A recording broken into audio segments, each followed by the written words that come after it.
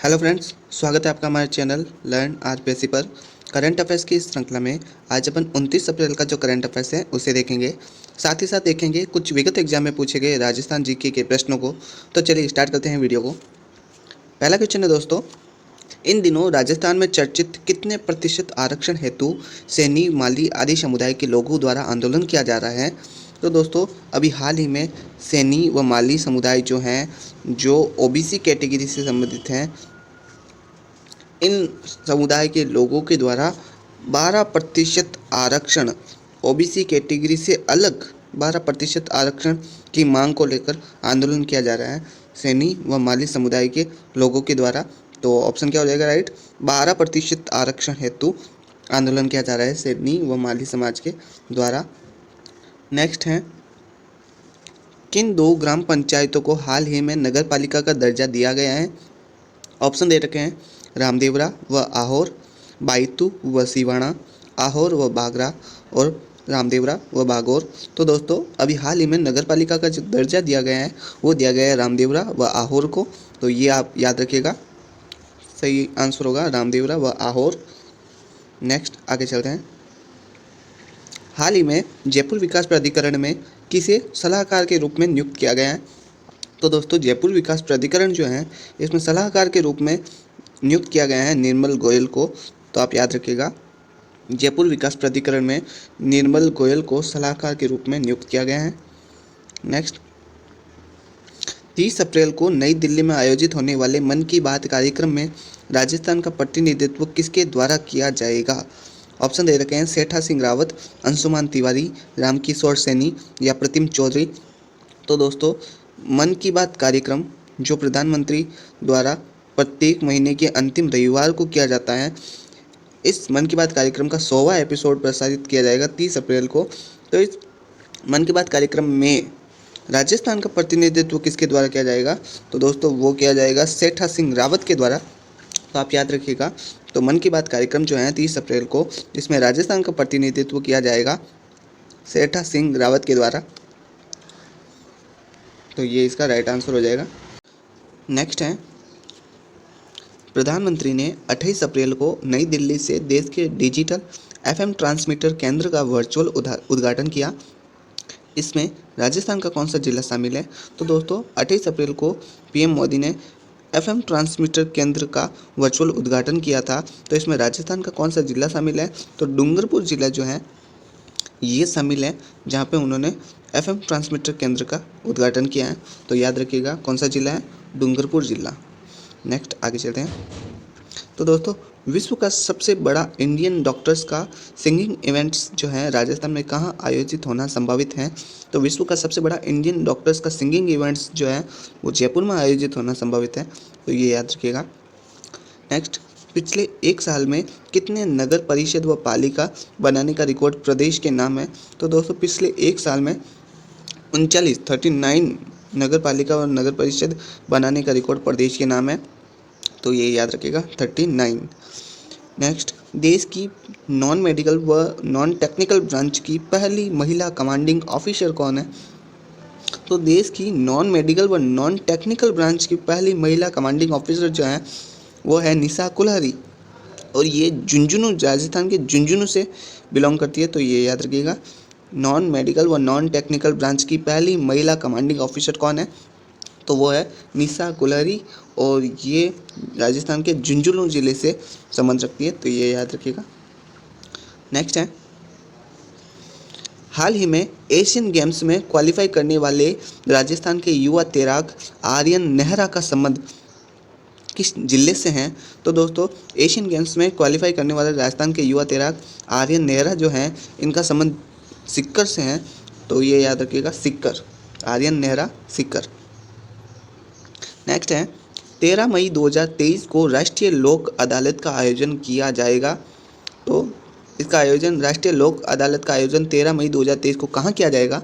तो राष्ट्रीय लोक अदालत का आयोजन जो है ये भीलवाड़ा में किया जाएगा। तो ये याद रखिएगा, भीलवाड़ा में राष्ट्रीय लोक अदालत का आयोजन किया जाएगा 13 मई 2023 को।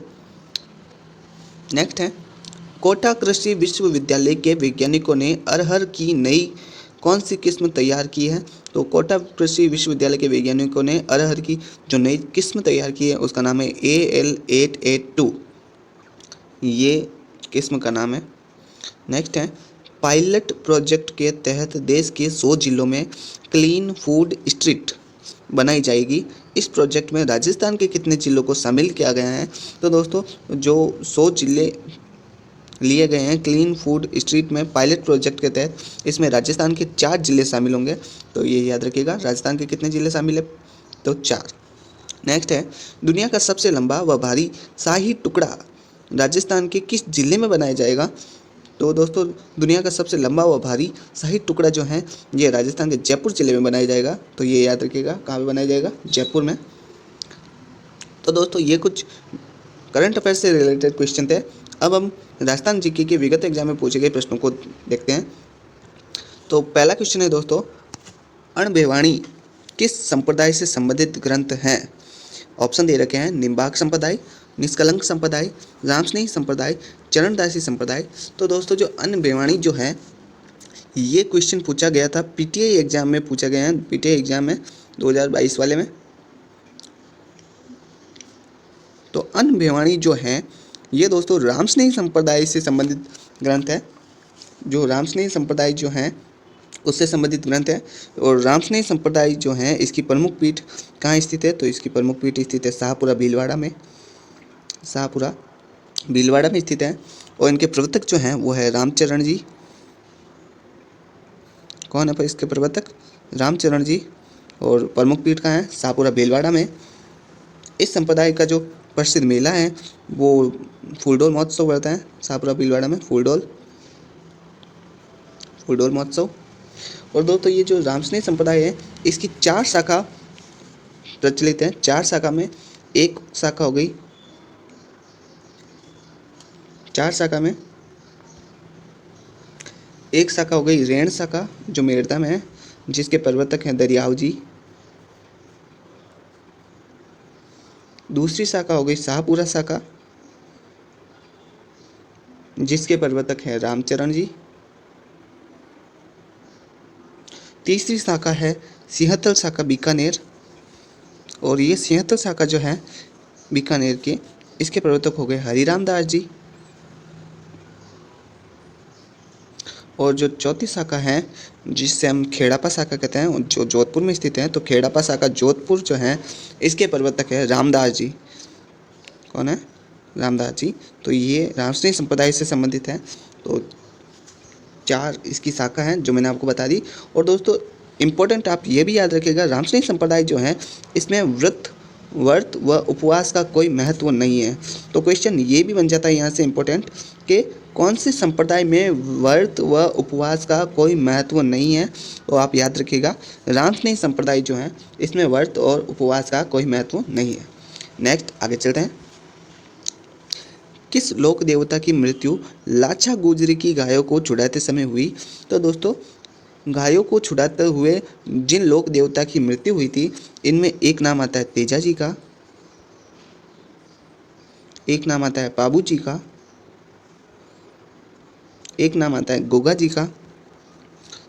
तो ये 3 लोक देवता ऐसे हैं जिन्होंने गायों को छुड़ाते हुए अपने प्राणों की आहुति दी, जिसमें तेजा जी जो है दोस्तों, तेजा जी ने लाछा गुजरी की गायों को मेरों से छुड़ाते हुए, लाछा गुजरी की गायों को किन से छुड़ाते हुए? तो इन्होंने मेरों से छुड़ाते हुए लाछा गुजरी की गायों को तेजा जी ने अपने प्राणों की आहुति दी। तो यहाँ पे पूछा गया यही है कि लाछा गुजरी की गायों को छुड़ाते समय तो लोक देवता कौन थे? तेजा जी। और इसी के स्थान पर अगर देवल चारणी पूछ लें कि देवल चारणी की गायों को छुड़ाते हुए किन्होंने अपने प्राणों की आहुति दी? तो देवल चारणी जो हैं इनकी गायों को छुड़ाते हुए अपने प्राणों की आहुति दी वो थे पाबू जी। और इन्होंने जिंदराव खींची जो इनके बने थे, जिंदराव खींची से गायों को छुड़ाते हुए प्राणों की आहुति दी। और एक है गोगा जी जिन्होंने गजनवी से युद्ध किया था। तो आप ये याद रखिएगा, तीनों हैं। तो लाछा गुजरी तो तेजा जी, देवल चारणी तो पाबू जी, और गजनवी से युद्ध किया था गोगा जी ने। तो ये आप याद रखिएगा। नेक्स्ट है राजवल्लभ नामक ग्रंथ का मुख्य विषय है। तो दोस्तों ये जो राजवल्लभ ग्रंथ है, ये ग्रंथ है मंडन का ग्रंथ है राजवल्लभ। और जो राजवल्लभ है इसमें वास्तुकला से संबंधित सामग्री हैं। तो राजवल्लभ जो है इस ग्रंथ का मुख्य विषय कौन सा हो गया, तो वो हो गया वास्तुकला। तो इसके लेखक कौन है, मंडन। नेक्स्ट आगे चलते हैं। किस रासो साहित्य में अलवर की स्थापना का विवरण मिलता है। दोस्तों यहाँ पे पूछा गया है किस रासो साहित्य में अलवर की स्थापना का विवरण मिलता है। ऑप्शन दे रखे हैं मानचित्र रासो, प्रताप रासो, लक्ष्मणगढ़ रासो और रतन रासो। तो दोस्तों देखते हैं, सबसे पहले बात आती है मानचित्र रासो की। तो मानचित्र रासो जो है इसके लेखक थे कवि नरोत्तम। इसके लेखक कौन थे मानचित्र रासो के, तो वो थे कवि नरोत्तम। प्रताप रासो जो है, प्रताप रासो लिखा था याचिक जीवन ने, याचिक जीवन ने। लक्ष्मणगढ़ रासो जो है, लक्ष्मणगढ़ रासो लिखा था खुशाल कवि ने। लक्ष्मणगढ़ रासो जो है वो लिखा था खुशाल कवि ने। और रतन रासो जो है इनके लेखक है कुंभकर्ण। तो ये चारों के लेखक मैंने आपको बता दिए। और अलवर की स्थापना का जो विवरण मिलता है वो हमें मिलता है प्रताप रासो में। तो ये आप याद रखिएगा, कौन से रासो साहित्य में अलवर की स्थापना का विवरण मिलता है, तो इसका राइट आंसर हो जाएगा प्रताप रासो। नेक्स्ट आगे चलते हैं। नेक्स्ट क्वेश्चन है दोस्तों, किस राजस्थानी ग्रंथ में अलाउद्दीन खिलजी की जालोर विजय का वर्णन मिलता है। तो दोस्तों अलाउद्दीन खिलजी का जो जालोर विजय का वर्णन जो है वो हमें मिलता है पद्मनाभ के ग्रंथ कानड़दे प्रबंध में। तो किसका ग्रंथ है, पद्मनाभ का ग्रंथ है। और कौन सा है, कन्नड़दे प्रबंध, जिसमें जालोर विजय का वर्णन हमें मिलता है। तो ये आप याद रखिएगा, कौन सा हो गया, पद्मनाभ का ग्रंथ कानड़दे प्रबंध। दोस्तों सूरज प्रकाश जो है, सूरज प्रकाश जो ग्रंथ है ये है कर्णिदान का। सूरज प्रकाश ग्रंथ किसका है, तो ये है कर्णिदान का।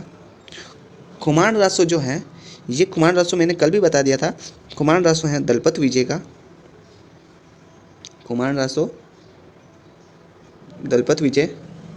और अजीतोदय जो है इसके लेखक हैं जगजीवन भट्ट। जगजीवन भट्ट ये लेखक है अजीतोदय के। तो ये इसका राइट आंसर क्या हो जाएगा, जालोर विजय का वर्णन मिलता है कानड़दे प्रबंध में। नेक्स्ट आगे चलते हैं। नेक्स्ट क्वेश्चन है राजस्थानी आभूषण फूंदना व अणत का संबंध किससे है। तो दोस्तों यहाँ पे पूछा गया क्वेश्चन है आभूषण के बारे में, पूछते हैं कि फूंदना व अणत का संबंध किससे है। ऑप्शन दे रखे हैं हाथ, पाँव, कमर, सिर। तो दोस्तों फूंदना जो है ये हाथ का आभूषण है, फूंदना व अणत। अगर अणत दोस्तों देखा जाए तो अणत रियल में भुजा का आभूषण है, मगर हमें यहाँ पे ऑप्शन में भुजा नहीं दे रखा है, तो हम इसका राइट आंसर हाथ मानेंगे। बाकी अणत जो है ये भुजा का आभूषण है। और फूंदना जो है ये भी एक तरह से कोहनी पे ऐसे लटका हुआ होता है, फूंदा जिसे हम कहते हैं। तो ये फूंदना और अणत जो है राजस्थानी आभूषण, ये किससे संबंधित हो गया, तो ये हो गया हाथ से संबंधित है। नेक्स्ट आगे चलते हैं। नेक्स्ट है मुणोत नैणसी किसका दरबारी दीवान या कवि था। तो मुणोत नैणसी जो है दोस्तों, मुणोत नैणसी जसवंत सिंह का दरबारी कवि था। मुणोत नैणसी जो है ये जसवंत सिंह का दरबारी कवि और दीवान था। और उन्होंने नैणसिरी ख्यात लिखी थी, नैणसिरी ख्यात लिखी थी मुणोत नैणसी ने। और ये किसके दरबारी कवि थे, जसवंत सिंह के। दोस्तों एक इम्पोर्टेंट क्वेश्चन यहाँ से ये भी बन जाता है कि मुंशी देवी प्रसाद जो हैं, मुंशी देवी प्रसाद, इन्होंने मुणोत नैणसी को राजस्थान का अबुल फजल कहा था, राजपूताने का अबुल फजल। तो ऑप्शन ये बन जाता है कि मुणोत नैणसी को राजपूताने का अबुल फजल किसने कहा था। तो मुंशी देवी प्रसाद इसका राइट आंसर हो जाएगा। और अगर ऐसा ना पूछते, ये पूछ ले कि मुंशी देवी प्रसाद ने राजपूताने का अबुल फजल किसे कहा था, तो आप याद रखिएगा मुणोत नैणसी। नेक्स्ट आगे चलते हैं। एक ही आंदोलन जो है किन के नेतृत्व में प्रारंभ हुआ? तो दोस्तों एक ही आंदोलन स्टार्ट हुआ था 1921 में, और एक ही आंदोलन जो है वो मोतीलाल तेजावत के नेतृत्व में प्रारंभ हुआ था। तो आप याद रखिएगा, मोतीलाल तेजावत, एक ही आंदोलन 1921। नेक्स्ट आगे हैं। नेक्स्ट क्वेश्चन है, कालीबाई भील का संबंध है। तो दोस्तों कालीबाई भील का संबंध जो है ये किस कांड से संबंधित है? ऑप्शन दे रखे हैं, रास्तापाल कांड, पूनावाड़ा कांड, चंडावल कांड या डोगरा कांड। तो दोस्तों कालीबाई भील जो हैं जिन्होंने अपने अध्यापक को बचाते हुए अपने प्राणों की आहुति दे दी थी, तो ये संबंधित है डूंगरपुर के रास्तापाल कांड से संबंधित है। डूंगरपुर के रास्तापाल कांड से संबंधित है। तो इसका राइट आंसर क्या हो जाएगा? डूंगरपुर का रास्तापाल कांड। और ये रास्तापाल कांड कब हुआ था? तो ये हुआ था 19 जून 1947। 19 जून 1947 को हुआ था। तो ये याद रखिएगा। नेक्स्ट है आज का अंतिम क्वेश्चन, पूर्ण बहाव की दृष्टि से राजस्थान की सबसे लंबी नदी कौन सी है? तो दोस्तों पूर्ण बहाव की दृष्टि से मतलब कि उसका पूरा का जो प्रवाह क्षेत्र है वो राजस्थान में ही है। उस प्रवाह क्षेत्र के आधार पर सबसे लंबी नदी जो है वो है बनास नदी। तो बनास नदी इसका राइट आंसर हो जाएगा, जिसका उद्गम स्थान है खमनोर की पहाड़ियाँ। खमनोर की पहाड़ियाँ इसका उद्गम स्थान है बनास नदी का। और ये पूर्ण बहाव की दृष्टि से राजस्थान की सबसे लंबी नदी है। और अगर पूर्ण बहाव की दृष्टि से ना पूछे और राजस्थान की सबसे लंबी नदी पूछे तो वो हो जाएगी चंबल नदी। नेक्स्ट दोस्तों आज से हम एक राजस्थान क्विज की शुरुआत कर रहे हैं, जिसमें आपको एक प्रश्न दिया जाएगा जिसका उत्तर आपको कमेंट बॉक्स में बताना है। इस क्वेश्चन का उत्तर जो है वो मैं नेक्स्ट वीडियो में बताऊंगा। तो आज का क्वेश्चन है, गांधी जी ने किसे दोहरी डायरशाही की संज्ञा दी थी? क्वेश्चन है, गांधी जी ने किस हत्याकांड को या गोलीकांड को दोहरी डायरशाही की संज्ञा दी थी? ऑप्शन दे रखे हैं, बेंगू किसान आंदोलन, नीमू-चाणा किसान आंदोलन, जाट किसान आंदोलन या इनमें से कोई नहीं। तो आप इसका आंसर दीजिए कमेंट में, मैं आपको नेक्स्ट वीडियो में बताऊंगा कि इसका राइट आंसर क्या है। तो इसी के साथ आज का वीडियो यहीं पे समाप्त करते हैं। मिलते हैं नेक्स्ट वीडियो में, तब तक के लिए हमें दीजिए इजाज़त। Thank you.